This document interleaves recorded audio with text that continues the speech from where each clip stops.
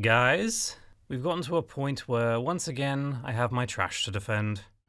Is there no one else?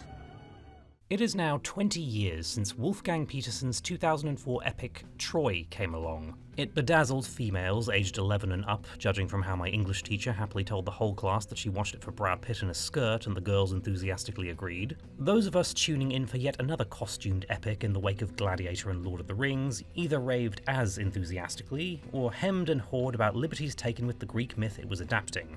They can wait 10 years for us to leave. Although it was the 8th highest grossing film of 2004 and received an Oscar nomination for its costumes, people aren't exactly in a rush to praise it like the ones it was greenlit to emulate. And Brad Pitt later cited it as a movie that was driving me crazy, and marked him stepping away from more commercial roles to more artistically challenging ones. I, however, have nothing but love for it, although there are some notes, and I shamelessly want to do a video on it. So shall we? We've got a better chance of survival if we work together. I mentioned Gladiator as a jumping off point, and for those who don't know, it intersects with a subgenre that was somewhat derisively called peplum, or sword and sandal, a variety of B-action movies made primarily in Italy, usually featuring men known for their bodies rather than their acting, showing off their physiques in ancient Rome or Greece, and sometimes the Middle Ages or even biblical times. They were created to be the budget versions of the historical epics that were emerging in Hollywood throughout the 50s, such as Ben-Hur, The Ten Commandments, and Spartacus. No, not that one.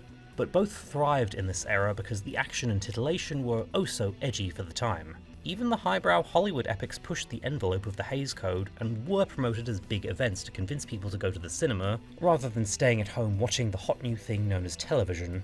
But then, in 1963, the genre was killed by one spectacular disaster known as Cleopatra, which may have set a Guinness World Record for the amount of costume changes in a film, but its legendarily troubled production meant that even being the highest grossing release of the year still meant a $44 million loss. The sword and sandal films swiftly followed in this death of popularity, as most trends ebb and flow.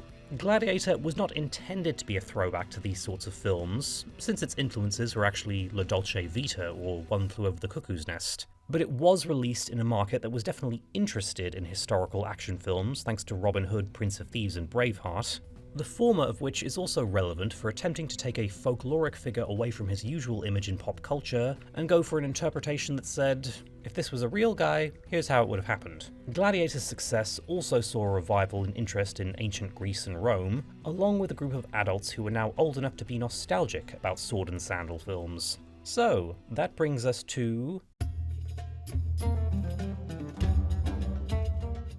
the Trojan War is one of the most famous Greek myths there is, to the point that there are still debates over whether Troy was a real city and if a historical war may have actually happened. And the subject of the war was a lady called Helen, wife of King Menelaus and Queen of Sparta. Depending on which version you're reading, she was either kidnapped by Prince Paris of Troy and the Greeks started the war to rescue her, or it was a somewhat consensual elopement. Somewhat because it involved a few strings being pulled by Aphrodite. So as the story goes, Eris, the goddess of discord, was not invited to a wedding between Thetis, a water goddess or sea nymph depending on which version you're reading, and Peleus the hero king. So she pulled a Maleficent and showed up to the wedding anyway to get revenge, throwing a golden apple at the goddesses Hera, Athena, and Aphrodite, inscribed for the fairest. And yes, that's where the expression Apple of Discord comes from. All three goddesses then opted to let an independent party choose which of them he felt the fairest was, each offering him a gift based on whichever goddess's domain. Power for Hera, wisdom for Athena, and love for Aphrodite. This dude was Prince Paris of Troy, and he chose love, declaring Aphrodite the winner. Aphrodite then picked Helen as the one who would fall in love with Paris, and it's important to note that the ancient Greeks viewed love as more of a sudden madness or fever that would take over the brain's good senses. And so, Helen was compelled to leave her marriage for Paris. Her husband, King Menelaus, also had a king for a brother, Agamemnon, and they called for all the kings and princes of Greece to lay siege to Troy. Said siege lasted about 10 years and included many famous figures, such as Hector, the Trojan prince who led the defense of the city for as long as he could, Cassandra, the prophetess who saw a vision of the city's fall but was cursed to never be believed, Odysseus, who came up with the infamous Trojan horse idea, and Achilles, the invincible warrior whose one weakness was his heel. and for some symmetry was also the son of Thetis and Peleus. Now, since this is based on mythology, and a lot of the story was told through oral tradition or else depicted in artwork, there is no one definitive source. Although many people cite the two epic poems attributed to Homer, the Iliad and the Odyssey, but even those don't cover all the events, as the Iliad covers 4 days at the end of the war, and ends with Achilles returning Hector's body to King Priam. Other parts of the war are told in a series of poems known as the Epic Cycle, with the majority of everything up until the Iliad told in the now lost poem Cypria. Other details that only show up in the post-Homeric period, however, could be as old as those, since, again, oral tradition. For obvious reasons, the war was also a popular subject for tragic plays, most notably the Trojan Women, which was the only one of these plays to get a film adaptation. Likewise, the first Hollywood film about the myth was Helen of Troy that, surprise surprise, was released right in the middle of the 50s. And there was a peplum knockoff in 1961 called The Trojan Horse. But since historical epics fell out of fashion in the 60s and didn't come back until the 90s, we wouldn't get another film set in Troy until 2004. And this was going to be a huge production, with Rose Byrne saying it was almost shot the same way as the old school Hollywood epics, with thousands of extras in costumes as elaborate as those of the main actors. She specifically compared it to the legendary disaster Cleopatra, and circumstances seem to mirror that production, with the massive city set constructed in Malta being beautiful but also extremely hot and besieged by paparazzi trying to get pictures of Brad Pitt and Orlando Bloom. Likewise, the very impressive set built to represent Troy's walls in Mexico was destroyed by a hurricane, along with several props and costumes, and that, coupled with Brad Pitt literally injuring his Achilles tendon, meant that filming had to be postponed until December, leading to many headaches trying to get the natural lighting to match what had already been shot, and a significant part of the CGI budget going to digitally erasing the long shadows that resulted from shorter daylight hours. The film's budget ballooned from $175 million to $185 million because of all this, which seemed to spell disaster for the box office, but thankfully a near $500 million gross meant that everyone could be like, we're safe, let's not do that again. And now we can just safely enjoy the thing we love.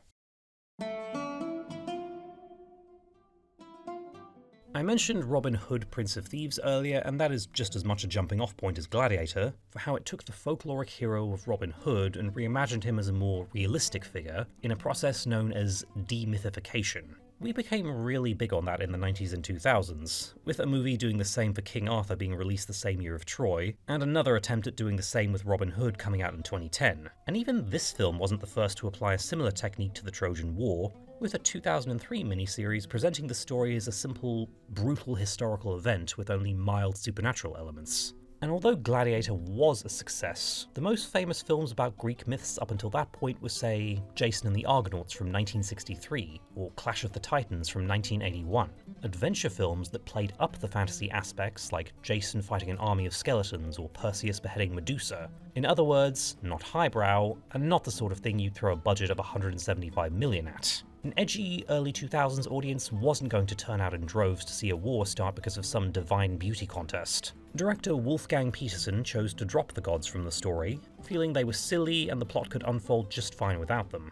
You want to plan a strategy based on bird signs? This got the movie in hot water with Greek mythology buffs, since the gods do play significant roles in the plot, what with Aphrodite making Helen fall for Paris, Apollo cursing Cassandra to have visions of Troy falling that go unbelieved, and Poseidon intimidating the Trojans into bringing the wooden horse into the city. There's also the more obvious change relating to the length of the siege. It won't be a 10-year siege. While the movie doesn't state how long it lasts, it's clearly not 10 years if Hector's son is still a baby by the end. But as I said earlier, the Iliad doesn't cover all 10 years either, since the only events it focuses on are the lead up to Achilles' duel with Hector and him returning the body to Priam. I don't particularly have an answer as to how you could portray a 10-year war in a 3-hour movie, a miniseries maybe, so I take the non-purist stance of I don't really care. Perhaps you should have a war tomorrow when you're better rested. Going off the extended version, it's a story that creates the same feeling as a Greek epic, and to me, that's way more important. Good adaptations know where to make changes that serve the story, and for the most part, I think Troy was well thought out in that area. There are 1 or 2 instances where removing the gods from the story did affect the events they were influencing, but overall, I'm fine with the demythification approach, since really, the movie leaves it a little open.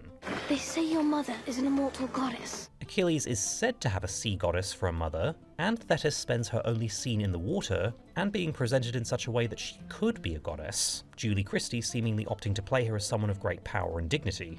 If you go to Troy, you will never come home. Achilles likewise desecrates a statue of Apollo, and then unfortunate things start befalling him, such as the death of Patroclus and the whole star-crossed lovers deal with Briseis, with him dying in the fall of Troy specifically because he went in there to protect her. Briseis, where is she? Where? I don't know. I'm on board with the maybe magic, maybe mundane approach they go with, and the compression of the events in favour of a better paced story. So what about the players? Unfortunately, we can't start too positively, because, as I said earlier, Brad Pitt did not have good things to say about Troy in a 2019 interview. It wasn't painful, but I realised the way that the movie was being told was not the way I wanted it to be, somewhere in it. Troy became a commercial kind of thing. Every shot was like, he's the hero. There was no mystery. So about that time I made a decision that I was only going to invest in quality stories, for lack of a better term. Troy was the contractual obligation project he had to make in exchange for dropping out of another film, and although he threw himself into the preparation for it by working out for 6 months to achieve that physique at 40, and training to be able to do the Hector Achilles fight without a stunt double, it's pretty obvious that he checked out at some point in filming. Let no man forget how menacing we are. We are lions. There are a couple of scenes where he's bringing something, but for comparison, here's what Brad Pitt looks like when he actually cares. We don't need him. Another problem can be found in what he says in the above quote, Troy being a commercial film, which I wouldn't fully agree with. I suppose it is in the sense that Lord of the Rings is commercial, or it's so big it has to make a lot of money to save the studio from financial ruin. But with Lord of the Rings being an extremely rare at the time high fantasy epic that had to immerse a mainstream audience in its world completely, the roles are filled by unknowns and character actors, and the one movie star they got was able to disappear into her role completely. I choose a mortal life. Troy was not a summer blockbuster that required movie star charisma, as he seems to have thought. It has an operatic tone, and every other actor except poor miscast Garrett Hedlund committing to that vision. For your glory walks hand in hand with your doom. It's funny how the two most prominent Americans in the cast didn't seem to get it. But since this is Brad Pitt leaning into a genre requiring a certain amount of camp, Each and every man under my command owes me 100 Nazi scalps. it's safe to say he just wasn't fully there, or willing to embrace the material the way it needed to be. And getting into Achilles the character, we first have to refute a misconception that people love to make fun of the movie for. Achilles, Patroclus, lovers in mythology? Patroclus, my cousin. Well, actually, Patroclus was Achilles' first cousin once removed in the earliest traditions. The Iliad never says anything more than them being childhood friends or kinsmen, and this word is used to describe their relationship, which usually meant comrade or companion. Socrates also described them as platonic. It's not until we get to, say, 3 centuries later that Achilles and Patroclus start getting portrayed as lovers. So no, this is not straight-washing. And like, did you not watch the same movie with plenty of displays of male affection and intentional homoerotic subtext? Fighting for you has been my life's honor, my lord. It's directed by a German, for Zeus' sakes. Anyway, Achilles is our de facto protagonist, portrayed as merely a very strong human as opposed to an outright demigod. Although, again, the movie leaves it open. You're more about the gods and your priests. I've seen them. He starts the story as a bit of a jerk who fights only because that's all he does. He's not loyal to King Agamemnon, and is only persuaded to fight in the war because it'll immortalize his name. They'll be talking about this war for 1,000 years. His hidden depths are revealed by letting Hector live on the first day of the war, and refusing to fight when Agamemnon tries to claim a beautiful prisoner for himself. And since this is a movie made back when Hollywood wasn't allergic to romance, Achilles is nearly tamed by this lady, Briseis, and even comes close to sailing home and leaving the war just for her. But when Patroclus disguises himself as Achilles and gets killed leading the Myrmidons into battle, he's reminded of who he is, beats Hector in a fight to the death and disrespects his body afterwards. But again, hidden depths, when King Priam goes into his tent and demands he show respect to his son after all, and he releases Briseis, Beauty and the Beast style, even weeping over Hector's body and calling him brother. We'll meet again soon, my brother. He ultimately only takes part in the sacking of Troy because he wants to make sure Briseis isn't harmed, and in the end you might say it was Beauty that killed the beast. as rescuing her from Agamemnon leaves him vulnerable to an arrow from Paris, right in the heel, the body part fabled to be his one weakness. Performance aside, this is a perfectly good use of your Achilles in a Hollywood epic. They say you can't be killed. I wouldn't be bothering with the shield then, would I? The plot beats included all make for a more accessible version of the mythological figure, and I'm like, yep, no notes. Except of course we could have used a different actor in there. And even then, I can't bring myself to dislike Brad Pitt in the role. Mostly because there will be the odd scene where I'm like, oh, there it is. Immortality! Take it! It's yours! And he certainly looks the part, so if only he had recognised what was actually in the material and properly committed to it. It's too early in the day for killing princes. But you know who did commit and doesn't get the credit? Okay, although Diane Kruger is like fourth build, the movie is about Helen, so she gets to be talked about sooner. Last night was a mistake. This was actually my introduction to her story, unless you count Disney's Hercules doing an episode portraying the war as a high school rivalry. I'm always wary of geeks sparing gifts. God, this series was great. From what I'd briefly learned in school, I was more familiar with Helen as the kidnapping victim that the heroic Greeks travelled across the sea to rescue, and so Helen as this unhappy trophy wife eloping for love was definitely new. And since this was my introduction to the character, I was surprised when I later found out just how unsympathetic she's often portrayed as. You cried out. Where? No one in Sparta heard you. The Trojan Women was the first known play to give her the spotlight and presents her as a gold digger with zero accountability for her part in starting the war. But if I die, I shall die most wronged. And throughout history, people have flip-flopped on portraying Helen as anything from a femme fatale to the second coming of the Virgin Mary. Wolfgang Petersen even had the wild idea that she would never appear on screen, leaning into the idea of this mythical beauty that could be whatever the viewer imagines her as. And also, more practically thinking of how if he cast any it girl as the face that launched 1,000 ships, there would be a never-ending series of jokes about how whichever actress wasn't beautiful enough. Warner Brothers, however, insisted that Helen had to be in the film, with Nicole Kidman or Katie Holmes being the preferred choices. But the compromise was for an unknown actress to at least allow the viewer to see Helen rather than a movie star. Wolfgang Petersen selected fellow German Diane Kruger against the wishes of the studio, who felt she was too skinny, and even had to present her to the execs in full costume to make her look rounder, and she was cast on the condition that she gained 15 pounds. And of course, cue the hurricane of tabloids making jokes about how she wasn't beautiful enough because 2000s journalism, that's why. To which I say, bless your heart, because you've clearly sustained extensive brain damage.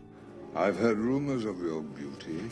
Yes, we're about to launch into a now familiar routine of me going to bat for my childhood crushes, and Diane Kruger may be one of the most beautiful women to have ever existed, but she is also the best Helen of Troy, hands down. For once, the gossips were right. Although not even close to being a protagonist in this, and arguably defined more as Paris's lover or Menelaus' wife, I just love this Helen, mostly because they really crank up the tragedy surrounding this character. Before you came to Sparta, I was a ghost. First, she's a trophy wife to a boorish warlord who openly has his affairs, which is a departure from how Menelaus usually is in the mythology, but hey, artistic license. Is this what you left me for? And second, she falls in love with a known womanizer with whom she has a slim chance of happiness, and chooses to elope with him knowing that a war is going to follow, and she'll be responsible for the deaths of hundreds. That's my fault. It is. In this version, after the first day of battle, Helen tries to sneak out of Troy to give herself back to the Greeks in a vain attempt to stop the war, only for Hector to remind her that there are loads of other political factors for this conflict, and her going back to Menelaus is just going to result in her death and the war continuing uninterrupted. He can do what he wants. Kill me, make me his slave, I don't care. Anything is better than this. I personally love this interpretation, where Helen is forever guilty, but also accountable. She knows exactly what she and Paris have started, and faces the consequences with dignity, with her arc being learning to live with herself, and knowing that the one choice she ever made for her own happiness got a war started. They'll burn every house in Troy to find us. And Helen is also portrayed as an old soul, even though she and Paris are the same age. But rather than using it to show her as wise, this actually demonstrates a more realistic case where she's had to grow up too fast. You're younger than I ever was. And Diane Kruger is good. She can bring the dignified noble lady, and also the vulnerable innocence lost figure. I walked and I ate and I swam in the sea. I was just a ghost. The screen legitimately comes alive whenever she's on it, and she can convey so much with a simple look, with one of my favourite scenes in this epic being the silent goodbye between her and Hector before he leaves to fight Achilles. She conveys both the guilt she feels that her elopement has brought them to this point, but also the thanks for accepting her into his family despite that. Although Diane Kruger had only been acting for 2 years, she had begun her training as a ballerina, even successfully auditioning for the Royal Ballet School in London, and thus was already savvy on how to use her body to tell a story without words. She had also been a model for 10 years, and modelling is not simply looking pretty in a picture. It is in fact a different sort of performance, where you need to convey a story in a short space of time, and draw a person's attention with charisma and presence as much as looks, so she really was the perfect choice for a character who is defined by her beauty, but can also immediately show how she is so much more than that. I can't ask anyone to fight for me. Seriously, while I love the sets and the Achilles-Hector duel, I watched this movie for Helen just as much as them. I'm no longer Queen of Sparta. But speaking of Hector, Eric Bana was one of many Australians that exploded into Hollywood in the 90s and 2000s, first with a memorable supporting role in Black Hawk Down, and then of course as the first cinematic portrayal of the Incredible Hulk, which, while not a great success, still saw praise going to his performance. In between his more commercial films, he also took roles in smaller and lower budget productions specifically to challenge himself as an actor, since his background was actually in stand-up comedy. And even though comedy never gets any kind of respect, you'll find that it's the hardest form of performance to pull off, because it is so dependent on timing. Emma Thompson, after all, is considered one of the greatest actresses of her generation, and she herself started out in comedy, so Eric Bana was already savvier than the average movie star at the time, in fact having only taken the role in the Hulk because of the dramatic potential in the character. So when Troy came along, he instantly gravitated to Hector, as opposed to the more colourful leading parts like Achilles or Paris. Only children and fools fight for honor. I fight for my country. Hector is the harder role to play, because he's the charming, nice guy foil to those two, and sure, there are a couple of scenes where he seems to be struggling with the language, but overall you buy him instantly as this prince everyone loves and respects. And as a result, you really feel it when he dies.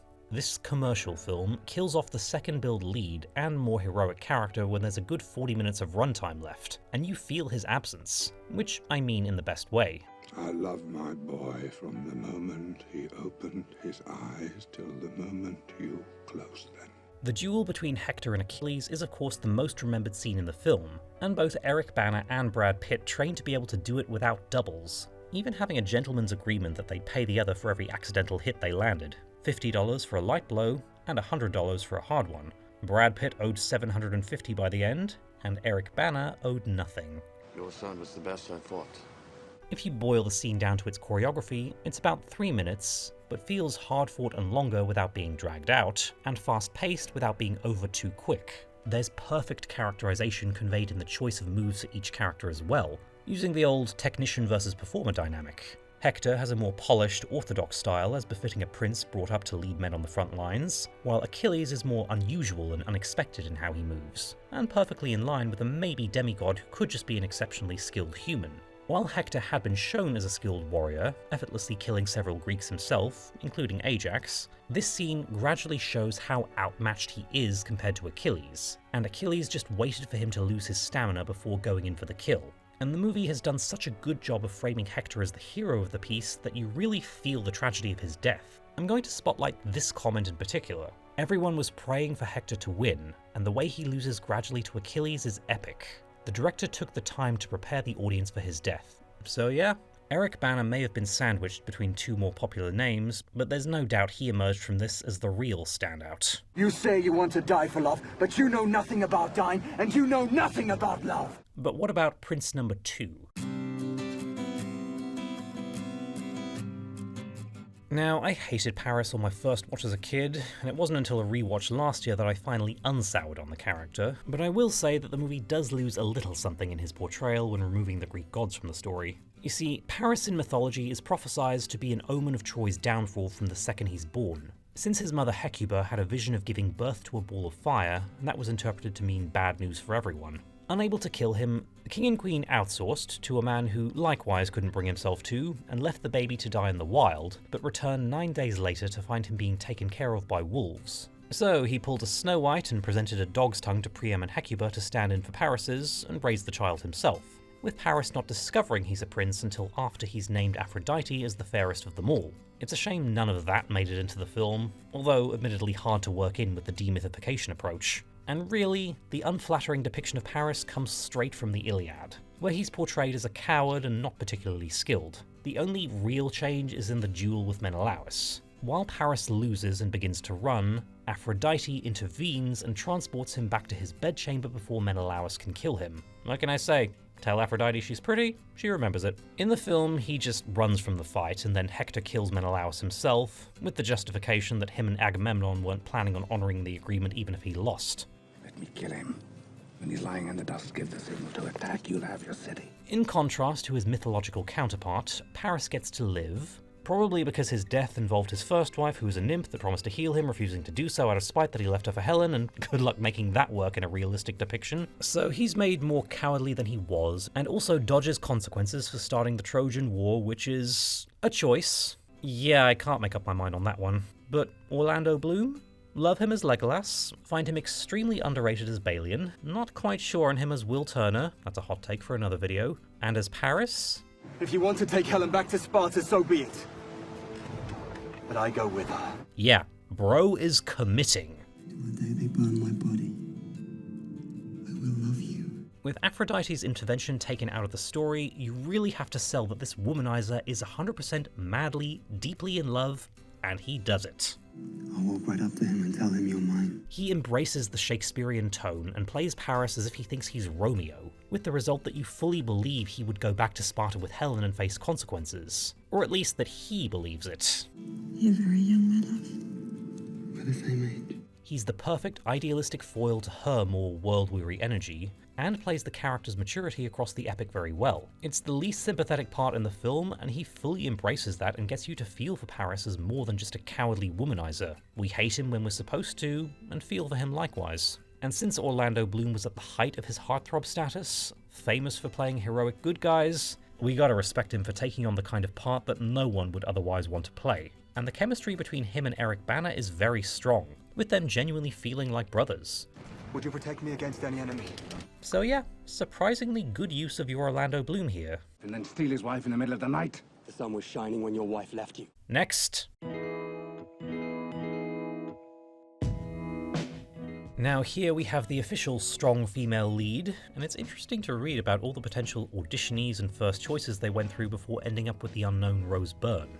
Among the starlets who auditioned was Keira Knightley, who would have been 17 and yeah, good call. She'd get to do King Arthur and be a better fit there though. If you were so determined to leave us to slaughter, why did you save so many? The first choice was another cinematic Lizzie Bennet, Bollywood star Aishwarya Rai, but she turned it down either due to reluctance for the love scenes required, or not wanting to have to be locked into 6 months just to work on the one film.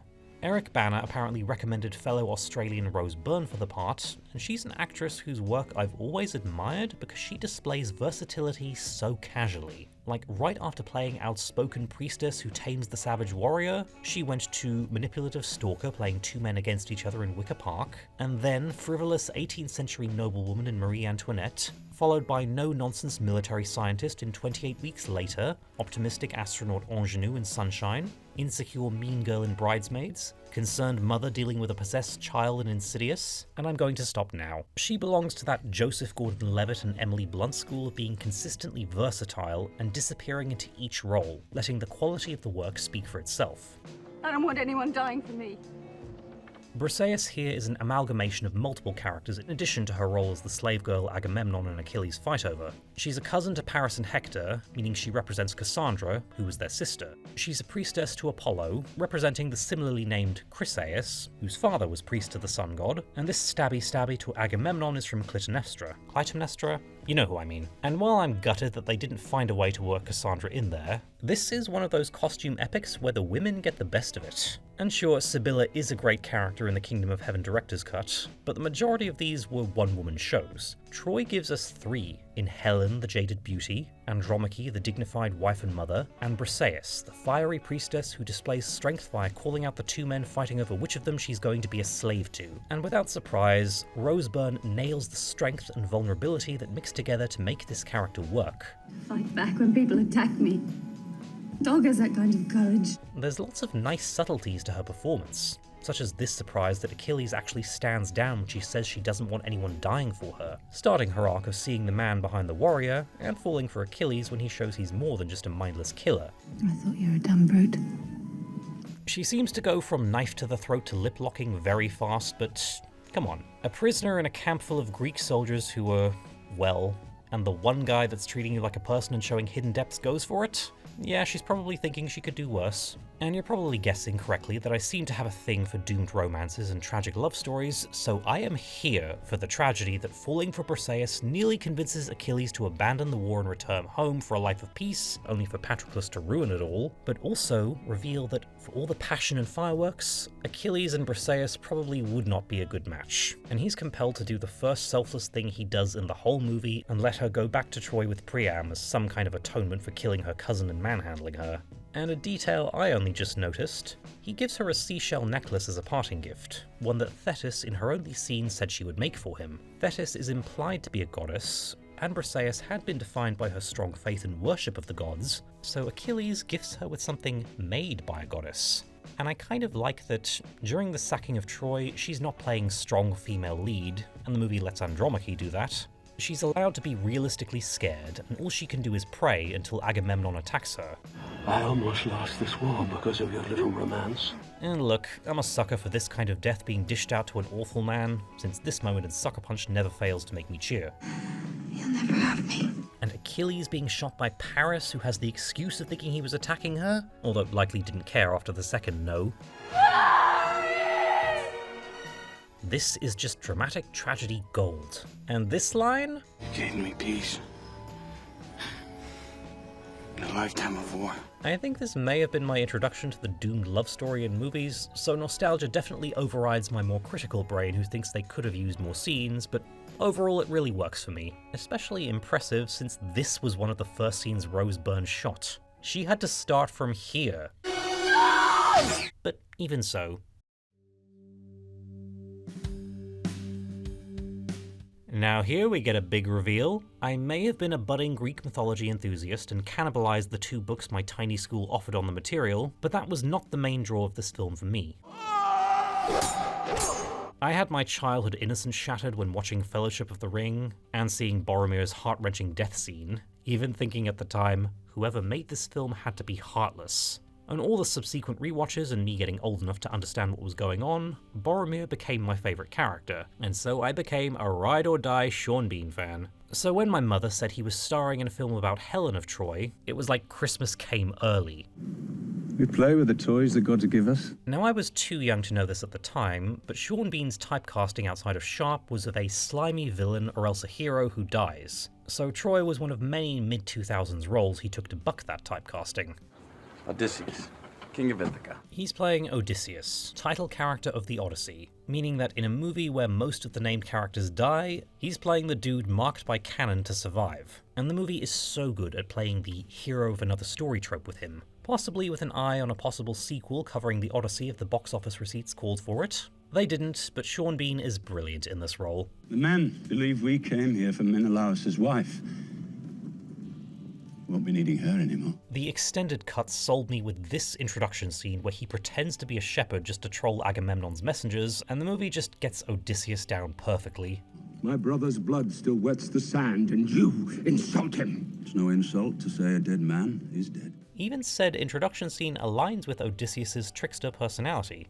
I hope Agamemnon's generals are smarter than his emissaries. And Argus, the most loyal dog in mythology, manages a cameo. I'm gonna miss my dog.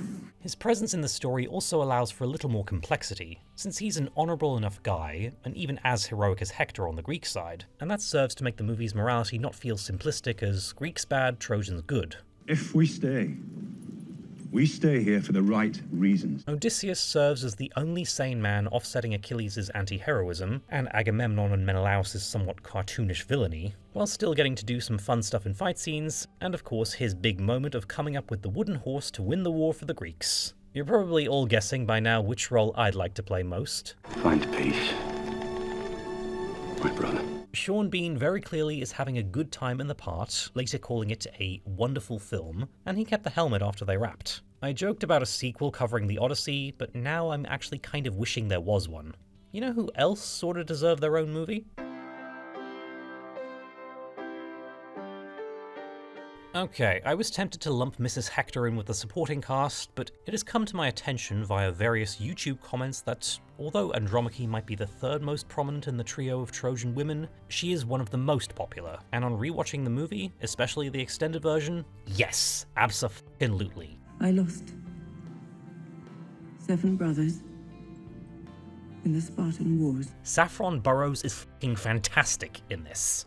You think I'd be good at losing by now? This gal deserves to be remembered for far more than breeding intelligent sharks to cure the Alzheimer's, as we call it in my family. I can't lose you.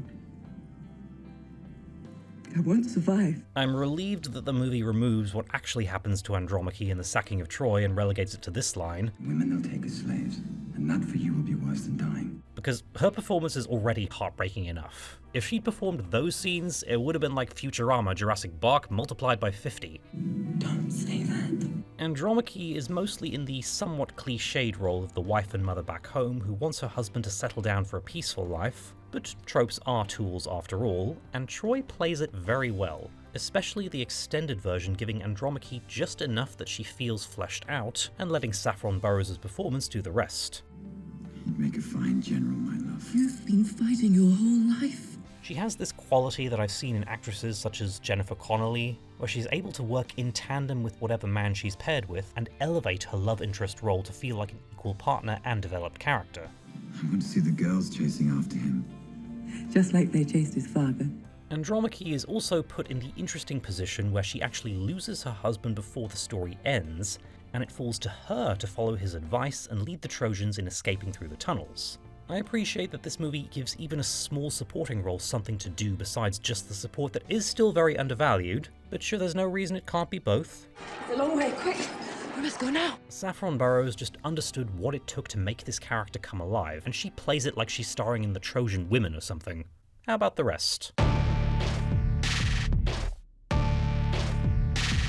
Brian Cox was extremely persistent about getting cast in an epic movie and really lobbied for the role of Agamemnon, who may be a bit one-dimensional as a villain, but you really don't care because he is having a ball in the role. I like your land. I think we'll stay. Brendan Gleeson as Menelaus a little less so, and the movie admittedly suffers from stripping all his complexity and sympathy in favour of making him a generic boorish warlord to prop up Helen a little more, but since I love this version's Helen, I'm not going to complain too much, since a more accurate Menelaus is more a matter of preference. See the crows? Never tasted prince before. Peter O'Toole was reportedly drunk throughout most of the filming, and you can kind of see it, but because it's Peter O'Toole, there are definitely moments where he brings it. You're still my enemy tonight. But even enemies can show respect. Even though he hated Wolfgang Peterson, calling him a clown, and viewed the film itself with the same apathy as Brad Pitt, his performance still comes across quite well, since he could probably have done this in his sleep. Have you no honor? Tyler Mane is delightful as Ajax, and I don't think that's up for debate. James Cosmo, Julian Glover, John Shrapnel and Nigel Terry do a lot with their small roles, and again, contributing to the world building and making it feel like an epic.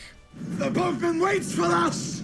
I say, we make him wait a little longer! Garrett Hedlund, poor guy. Every other thing I see him in is an exercise in miscasting. In all my years to come, may my heart never turn as black as yours! And Julie Christie, less than 4 minutes of screen time, yet such gravitas. I knew they would come for you, long before you were born. This was actually my introduction to Julie Christie, unless you count the shocking waste of her in the Prisoner of Azkaban movie. You know this to be true, Mother. I know this. Troy was intended to be a throwback to those spectacular Hollywood epics of the 1950s that had multiple cast members who each served a purpose and didn't feel wasted, and in that, it most definitely succeeded. I know I usually devote a section to all the superficial stuff like the production design, action scenes, costumes, etc, but I feel like I don't need to because, well, you can see for yourselves. Every single frame of this movie looks so striking. Every battle scene feels both authentic to the tone of the piece and the realism the movie was going for, successfully merging the operatic nature of an epic ballad with a somewhat realistic action movie. It isn't trying to be gritty or grounded like King Arthur 2004, or subtly beautiful with a focus on political intrigue like Kingdom of Heaven. It reminds me a lot of Franco Zeffirelli's Romeo and Juliet, which leaned into the passion and beauty of the source material to enhance a story that's more likely to get people to roll their eyes. My sin is Byrne. It happily takes a big swing in service of what it's going for, and isn't afraid to be a little... well, I don't like to use the word silly. Like, scenes like this I found silly, and yet they still resonated with other people. And for all its flaws, Troy resonated hugely with me. Maybe because I'm just not a purist by nature.